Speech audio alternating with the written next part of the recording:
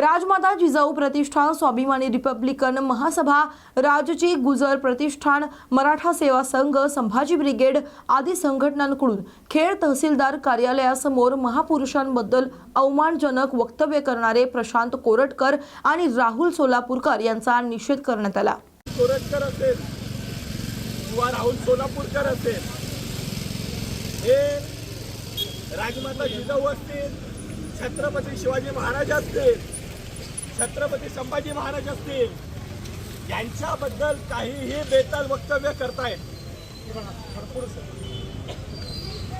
विषय असा आहे की हे दोघेच बोलतायत अशातला भाग नाहीये। हल्ली कोणी उठसूट उठतोय आणि आपल्या महापुरुषांबद्दल बोलतोय।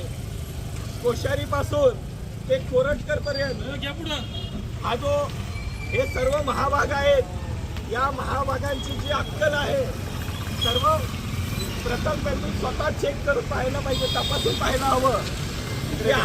आपण सूर्यावर थुंकण्याचा प्रयत्न करत आहोत।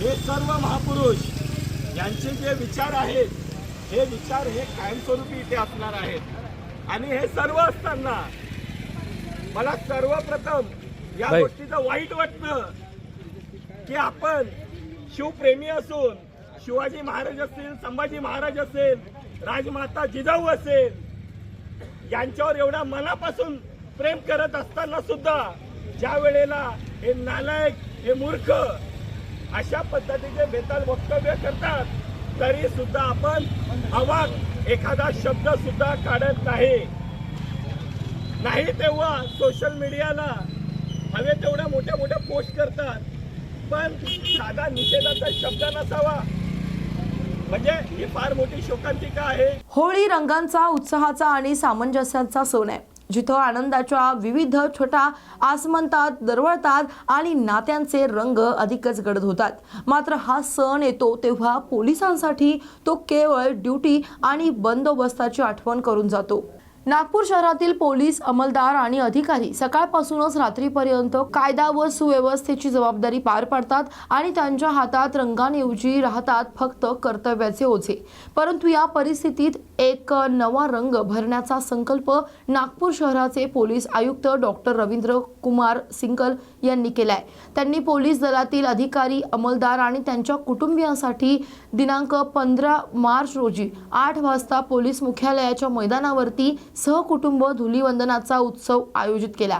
या उत्सवात पोलीस मुख्यालयाचे मैदान विविध रंगांनी भरून गेलं।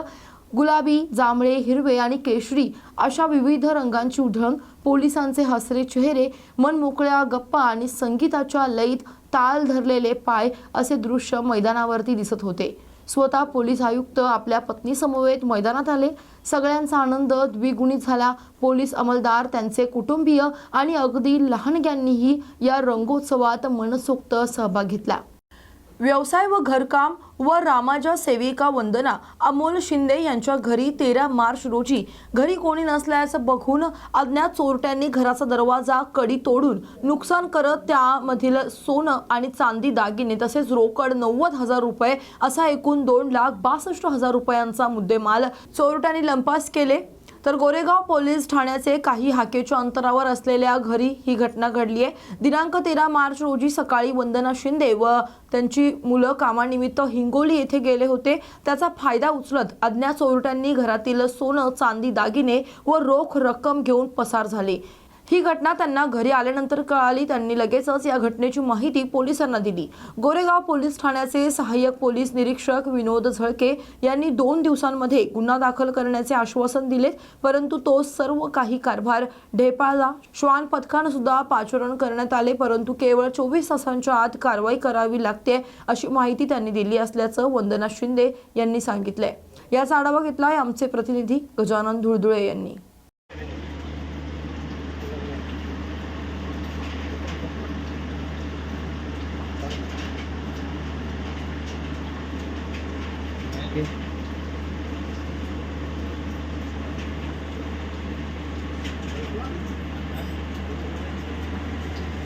CK बिर्ला उद्योग समूहातील GMMCO इंडियाच्या नागपूरमधील बुटीबोरी आणि हिंगणा येथील संपूर्ण सेवा आणि पुरवठा कारखान्यांचे उद्घाटन आणि कार्यान्वितीकरण झाल्याचं कंपनीनं जाहीर केले।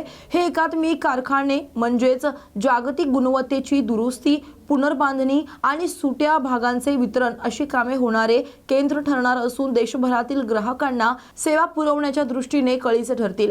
यासाठी महाराष्ट्र, मध्य प्रदेश, छत्तीसगड, गुजरात आणि गोवा अशा व्यापक क्षेत्रातील ग्राहकांवर लक्ष केंद्रित केलं जाईल।